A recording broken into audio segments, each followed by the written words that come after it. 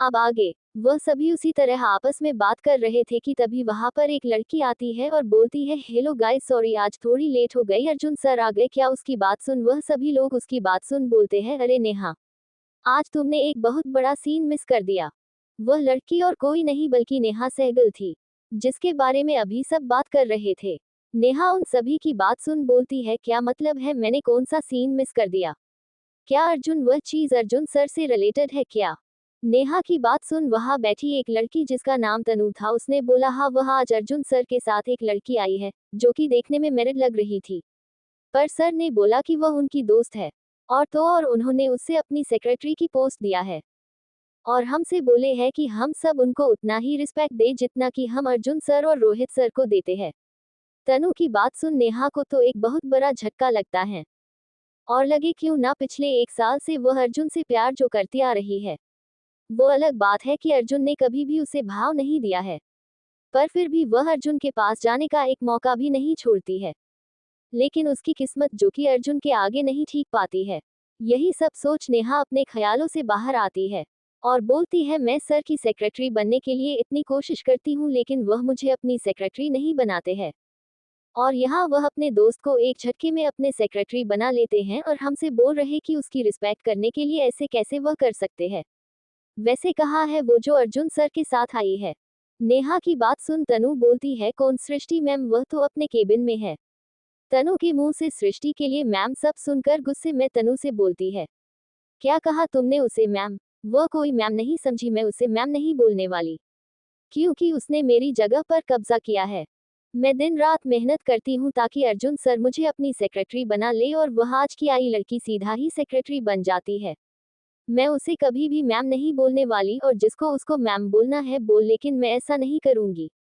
नेहा की बात सुन तनु बोलती है, देख नेहा, तू ज्यादा सोच रही है, वह बस अर्जुन सर की सेक्रेटरी बनी है, ना कि उनकी बीवी। तो मेरी बात मान लो, वरना अर्जुन सर को ये बात पता चलेगी तो वह तुम पर गुस्सा करेंगे।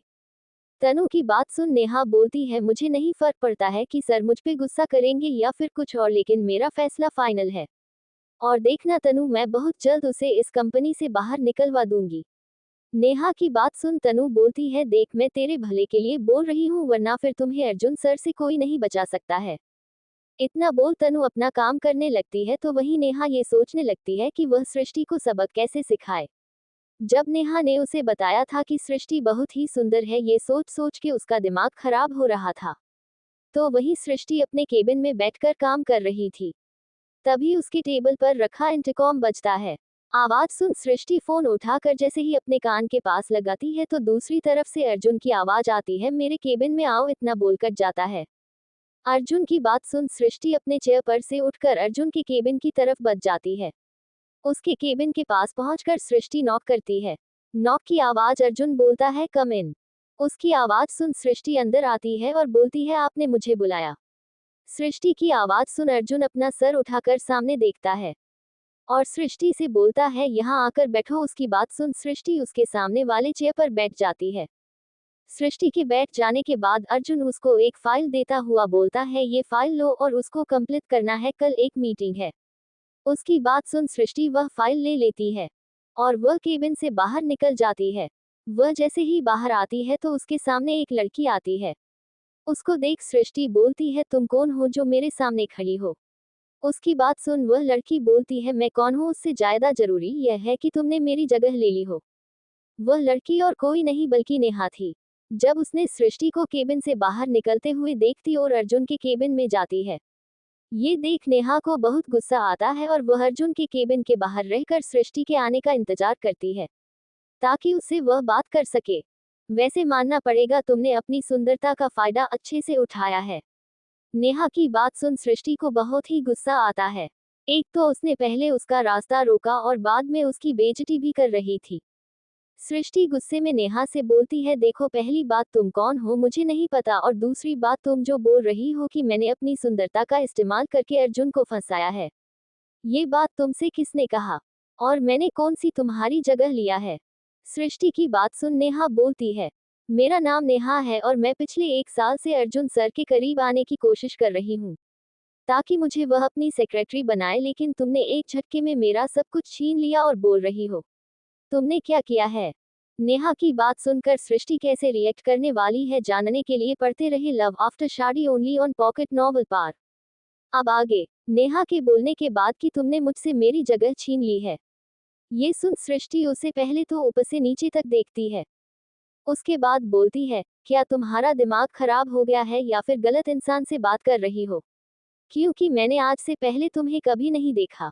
तो बहला मैंने तुमसे तुम्हारा क्या छीन लिया? मुझे लगता है कि तुम गलत इंसान से बात कर रही हो। इतना बोल सृष्टि वहां से जाने लगती है कि तभी नेहा उसे रोकते हुए बोलती है, मुझे कोई गलतफहमी नहीं हुई है और मैं सही इंसान से बात कर रही हूँ। और रही बात मुझे जानने की, तो मैं तुम्हें बता दूं कि मैं पिछले 1 साल से यहाँ काम कर रही हूँ और जब से मैंने अर्जुन सर को देखा है तब से मुझे उनसे प्यार हो गया है।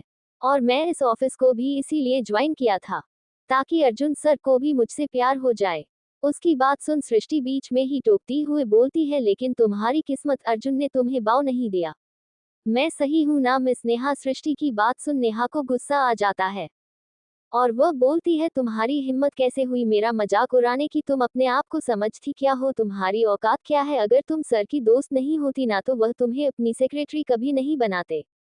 नेहा की बात सुन सृष्टि मुस्कुराते हुए बोलती है, मेरी जो औकात है ना वह ये है कि मैं तुम्हारी बॉस हूं, तो अपनी यह मुंह बंद रखो, समझी? और ये जो तुम बोल रही हो कि तुम अर्जुन से प्यार करती हो, उसका ये दिखावा बंद करो, क्योंकि इसे प्यार नहीं बल्कि एक पागलपन है। सृष्टि की बात सुन नेहा का गुस्सा और बढ़ जाता है और वह उसे बोलती है, यू बाइटी सी, तुमने अपने आप को देखा है जो एक शादीशुदा होने के बावजूद यहाँ अपने दोस्त पर डोर डाल रही हो? तुम्हारे पति को इससे दिक्कत नहीं है कि उसकी बीवी अपने दोस्त के ऊपर अपनी खूबसूरती का यूज करके उसे फंसाने की कोशिश कर रही है?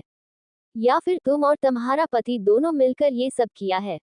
नेहा की बात सुन अब सृष्टि को भी गुस्सा आ जाता है और वह उसे एक जोरदार थप्पड़ लगा देती है। नेहा इसके लिए तैयार नहीं थी, जिसके कारण उसका एक गाल दूसरी तरफ झुक जाता है और उस गाल पर सृष्टि की उंगलियों का निशान छप जाती है। उसको थप्पड़ मारने के बाद सृष्टि बोलती है, आज के बाद अपनी जुबान से मेरे पति और मुझे कुछ भी बोलने से 10 बार सोच लेना, वरना अगली बार इससे भी बुरा हाल करूंगी, समझी? इतना बोल वह वहां से अपने केबिन की ओर चली जाती है। उसको जाता हुआ देख नेहा अपने मन में बोलती है, तुम्हें ये थप्पड़ बहुत ही महंगा पड़ेगा, यह मेरा तुमसे वादा है। इतना बोल वह वहां से वॉशरूम में चली जाती है। तो वहीं जब सृष्टि अपने केबिन में पहुंचते हैं तो वह अपने आप से बोलती है, पता नहीं इस दुनिया में कैसे कैसे लोग रहते हैं। सृष्टि को नेहा की बातें सोच सोच के बहुत ही गुस्सा आ रहा था। ऐसी हालत में उसका मन काम में भी नहीं लग पा रहा था। उसने अपना मन को नेहा की बातों से हटाने के लिए अपनी माँ को कॉल लगती है ताकि उनसे थोड़ी देर बात करके उसको अच्छा लगे। यही सब सोच उसने अपनी माँ को कॉल किया। दूसरी तरफ उषा जी इस वक्त लंच की तैयारी कर रही थी। तभी उनके पास रखा हुआ फोन बजने लगा था।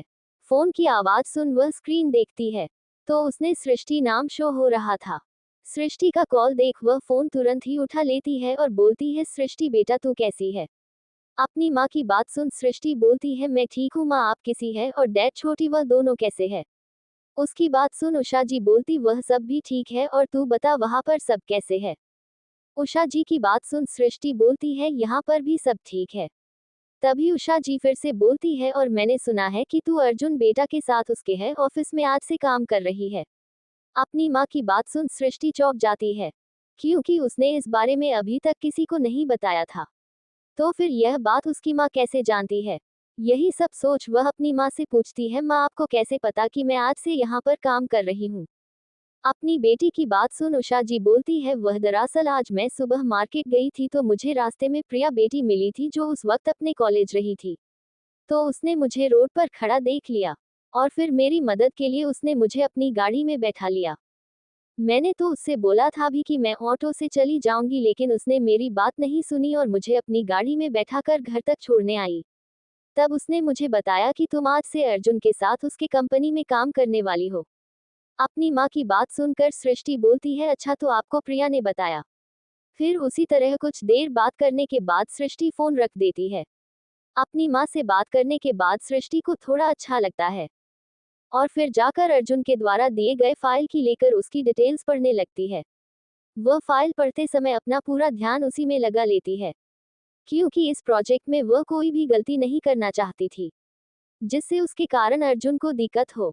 तो आपको क्या लगता है नेहा अपनी बेइज्जती का बदला सृष्टि से कैसे लेगी और क्या सृष्टि अर्जुन के द्वारा दिए गए काम को अच्छे से कर पाएगी या फिर हो जाएगी उससे कोई गलती? जानने के लिए पढ़ते रहे लव आफ्टर शादी only on pocket novel app पर।